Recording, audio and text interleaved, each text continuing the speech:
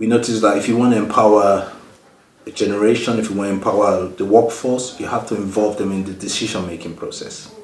And then part of the thing, we let people want to belong to something. So it's not just, they're just a number if you treat them like they're just a number.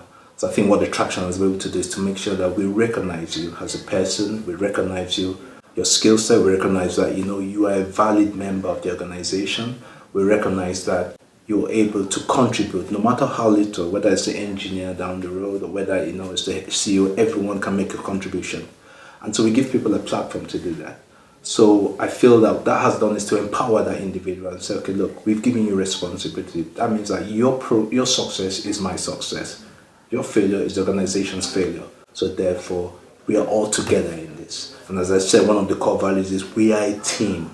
We are all working together to achieve our goals, whether it's the rocks, as I've mentioned earlier, or whether it's the vision of the CEO. So that has enabled us to do that. So I think if you're able to communicate clearly what the vision is, if you're able to communicate clearly what your intentions are, obviously everyone wants to be rewarded. There's no one that doesn't want to be rewarded for their efforts, but it's not always monetary rewards. It could be, you've done a great job giving people compliments. And this is what the weekly meetings do. It enables us to actually address and say, look, you've done a great job because I'm communicating with you on a regular basis. I see you, I acknowledge your presence, I acknowledge what you're doing for the company, and I appreciate that. And this is one of the things we do. This is what the Traction does, to communicate more with the team and make sure that not just within your department, but other departments, everyone's working together and having conversations. It might be uncomfortable sometimes, but we're actually addressing what the problems are, and we're facing them head on, because at the end of the day, we know that if the rocks are achieved at the end of the quarter,